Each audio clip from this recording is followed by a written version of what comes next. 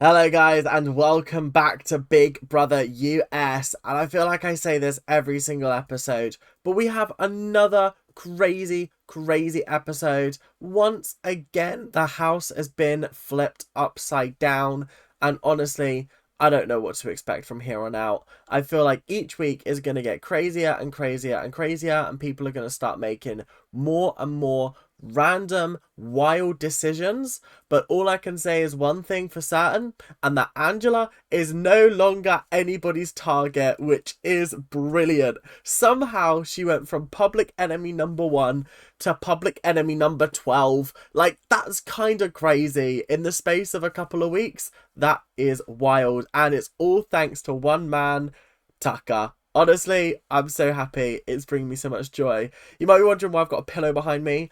I went to the gym today. I didn't even make it in the gym and my back gave way. I'm meant to be flying to Munich tomorrow. I swear to God, if my back is this bad for Adele, I'm gonna cry. I'm actually gonna cry because all I want to do is enjoy that show.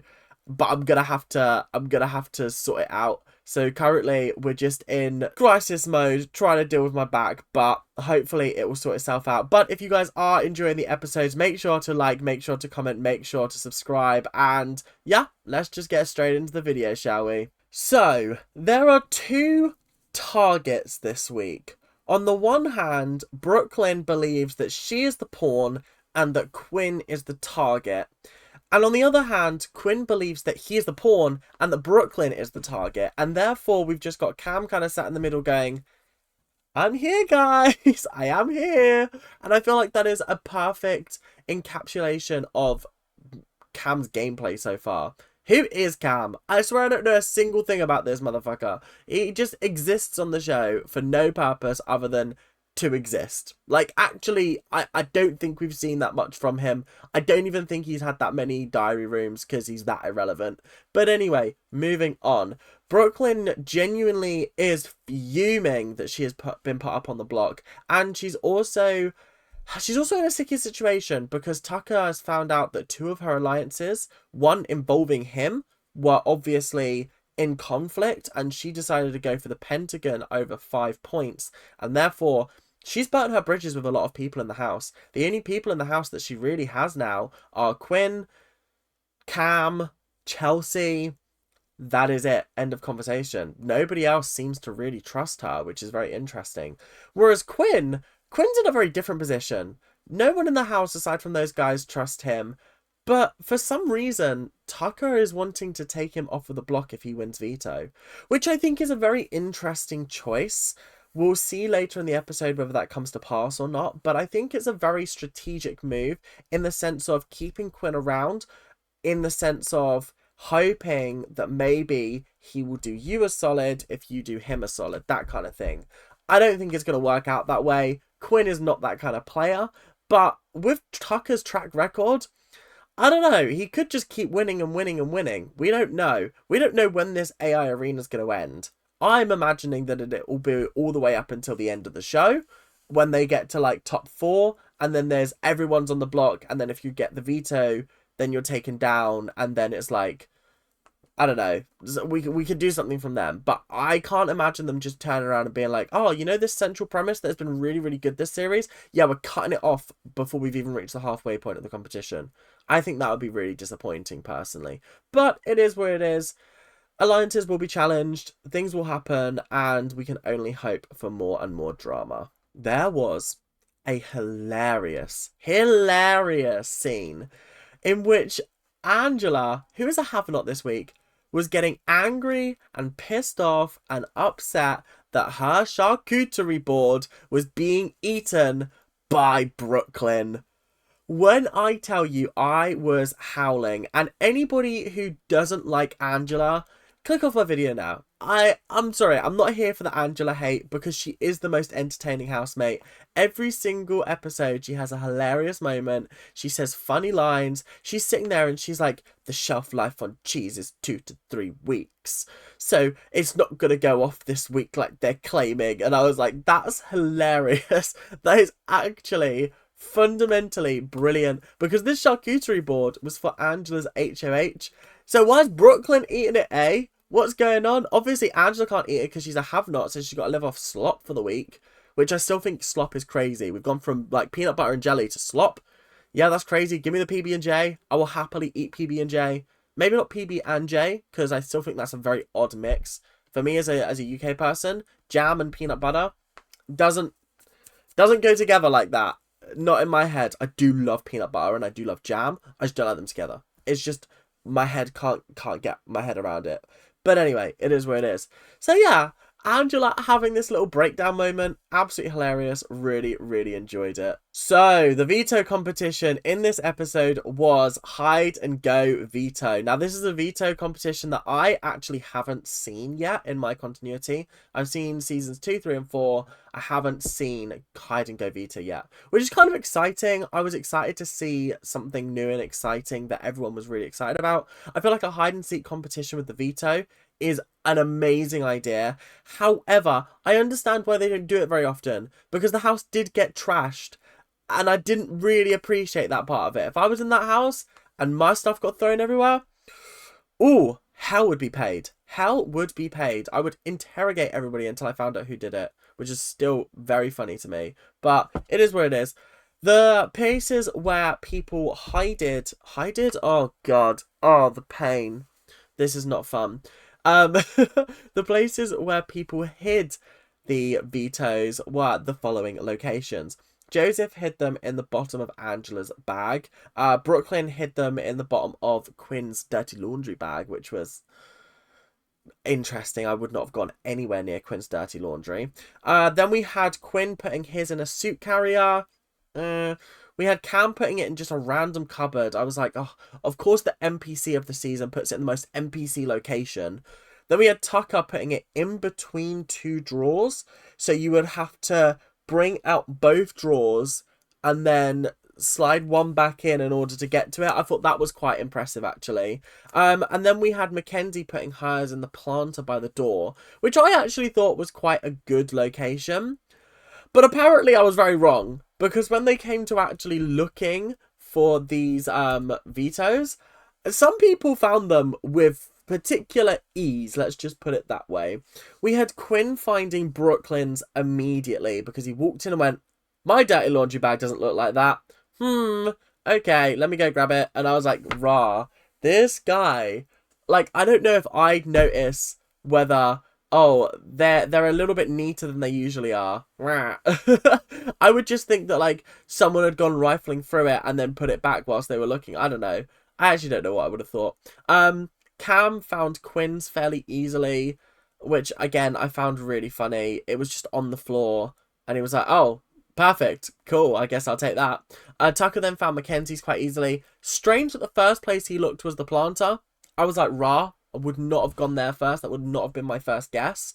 And then Brooklyn was just absolutely tearing apart the rooms. Like, absolutely tearing the rooms apart, which was really funny to me, until I was like, oh, actually, she's not going to admit to this and clean it up. Because then she started dumping, like, the garbage bins on the garbage bins? I am not American. The bin bags. She started throwing the bin bags everywhere and just making a bit of a mess. And it just was a little bit childish, I thought. At first, I was like, haha, very funny. And then I was like, oh, she's doing it, like, all over the house. And I was like, okay, this is a bit long. But she did manage to find Cam's. And then Cam found another one. And then we found out that that one was Joseph. Which means Tucker won another veto and another competition. This man is unstoppable. But the issue is he's just too good at all the games. That's the thing. It's not even like they're all very, very similar games and it's like, oh, he has an advantage because he's strong or he's intelligent. No, he's won so many different varied competitions that actually he's just good at them. It's not even like... It's a shame that other people aren't getting these wins. But also, I think this makes for the best and most entertaining gameplay. So I can't take that away from him, like, at all. He is so impressive with how he does it. So I got to give him props where props are due, you know? So obviously, Tucker is pissed off that all of the clothes are on the ground. People are not happy that their stuff's been thrown about. It's obviously just not great. And Quinn's getting the blame for it, even though it was Brooklyn, and Brooklyn's not owning up, which again, I find hilarious, because I'm thinking, this motherfucker Quinn cannot catch a break. He's catching strays left, right, and centre for stuff that he hasn't even done, and it's causing such a rift with him in the house that if he stays on the block, he's going to go home, which is just interesting to me, because I feel like Quinn is not actually the best competitor, if I'm being honest. His entire game has been blown up 2-3 times now. Every single time it gets blown up. It was blown up when he was put up for America's veto. It was blown up when he was HOH and failed to deliver. It was blown up again this week.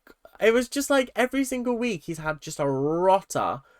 And I think sending him home at this point, I don't know if it's the smartest decision. I probably wouldn't. I would probably keep him around a little bit longer, because with him in the house, you're always going to have a house target. Might as well get rid of some stronger competition while you're at it. I think that would be the smart decision here. So, speaking of Quinn and Brooklyn had a conversation where they were like, oh, he told me that I was the pawn and you were the target. Oh, he told me the same, but the reverse. And then obviously Brooklyn snaked Quinn, went to go talk to Tucker and went, so Quinn's telling me that I'm the target. And Tucker was like, oh, for fuck's sake, Quinn, for goodness sake.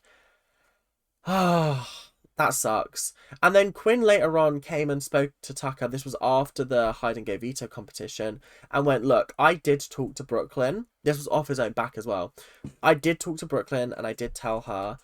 And Tucker was like, yeah, I know, she came and told me. And Quinn was like, rah, actually, I did not expect her to snitch on me like that. That's kind of crazy, you know. I didn't expect that. And I do feel bad for Quinn. I said this in the last episode, but like, I'm having the Cam effect from last series where like, I really wanted him to go. I really wanted him to go. He had one bad week. And then I was like, oh, I kind of want him to stay now. The entire house is targeting him. I want him to stay. And I was like, oh, I'm happy that Cam actually won against Jared in the sort of competition. I didn't much like Jared much either, because I think he had just some bad weeks that was like, oh, just go home. Let's her replay on her own, because she knows what she's doing. You're too bad at this game.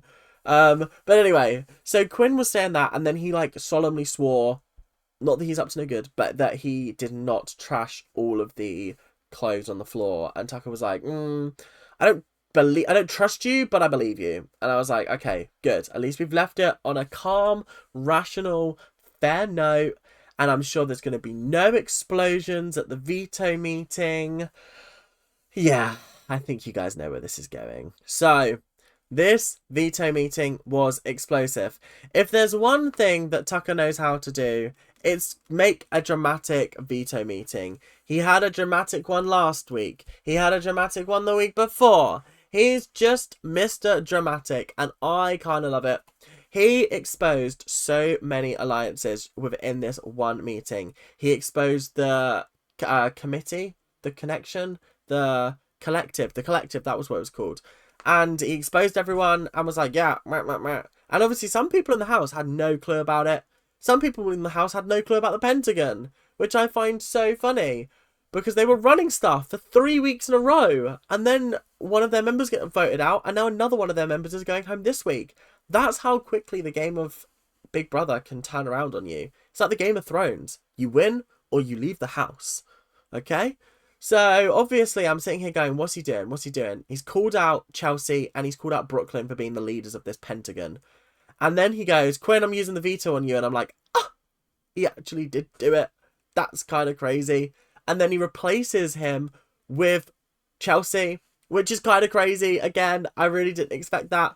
I think this is a great tactical move. I think it ensures that somebody is going home this week that he is not aligned with, which is obviously fantastic. It's something that Cedric should not have been on the block last week. So, yeah, it's something that Quinn failed to do, that he's actually ensuring one of his enemies, his mortal enemies, is going home this week.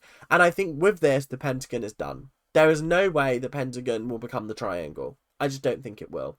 So, yeah, honestly, I'm very excited to see what happens. Unfortunately, I won't be able to watch the eviction. I'll probably know who leaves because Twitter will probably ruin it for me.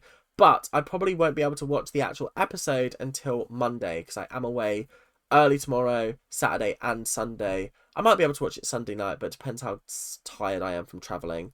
So if you guys have enjoyed the episode, make sure to like, make sure to comment, make sure to subscribe, and I will see you guys in the next episode, whenever that may be. But until then, keep on ranting, and I'll see you guys later.